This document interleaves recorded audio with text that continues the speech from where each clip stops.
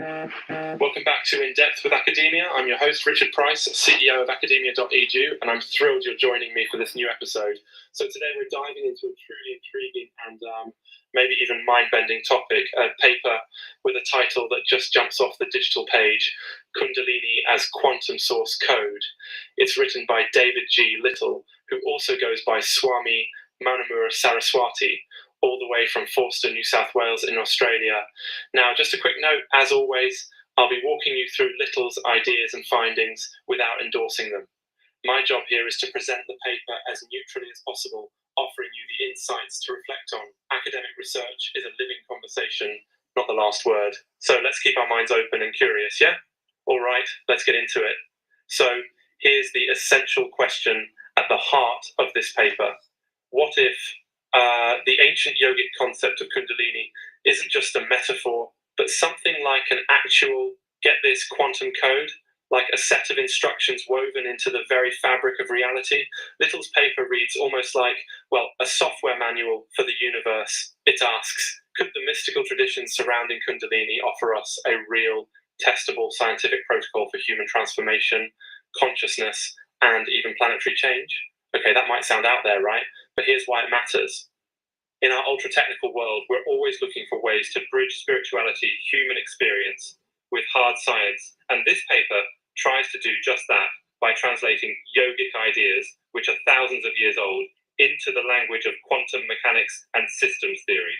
So, to make sense of this, let's break down the basic arguments and methods. Little anchors his whole proposal on the idea that Kundalini, a kind of dormant energy coil said to live at the base of the spine in yogic lore, is not just spiritual metaphor, but a real operative ignition protocol. He describes it as basically firmware for our consciousness, like the underlying code running on our own body-mind system.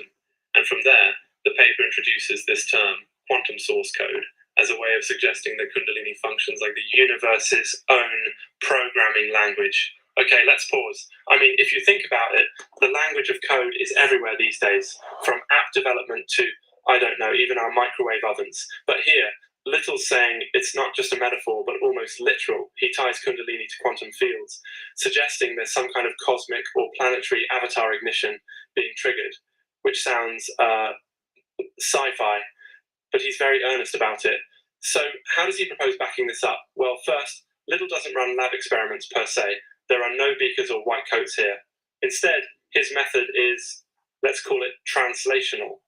He's taking ancient yogic practices, stories, and lineage-based teachings, especially those from his gurus, Swami Satyananda and Mahavatar Babaji, and matching them up piece by piece with terms from modern quantum mechanics.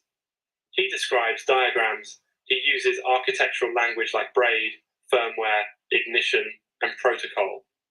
He claims that activating Kundalini is akin to uploading a new operating system into the body, kickstarting what he calls dimensional lift, which is maybe just a fancy way to talk about higher states of consciousness or new capacities for awareness, though he does leave room for a literal interpretation. Again, this isn't something being proven by a scientific study, but rather offered as a new way to link up yogic knowledge and quantum physics into what he calls a new real science. What does this mean for you, the listener? Well, if you're someone searching for practical fusion between science and spirituality, this paper invites you to experiment with seeing your own consciousness as programmable, as something that can be tuned, debugged, or upgraded by methods drawn from spiritual traditions. Even if you remain skeptical, it's a prompt to ask, are there untapped ways of thinking or ancient wisdoms that could be brought into dialogue with today's science? And here's a thought. Sometimes when I read these sorts of metaphor-rich papers, I wonder what everyday life would be like if all our mundane actions, like making coffee or tying shoelaces, had elaborate mystical explanations behind them. Would we be more mindful or just really, really exhausted by all the symbolism? Anyway, just a stray thought, back to the paper. So, as I wrap up, let me underline again, these views are presented neutrally. Little's approach is bold, creative, and offered with a lot of reverence for both science and spiritual tradition. But as with all academic research, it's something for us to consider alongside other perspectives, not absolute truth. In the end, whether you see Kundalini as code, as metaphor, or simply as a fascinating bit of cross-cultural theory, the real invitation is to engage, reflect on the links between inner experience and outward discovery. Thanks for listening to In Depth with Academia. Stay curious, keep questioning, and I'll see you in the next episode.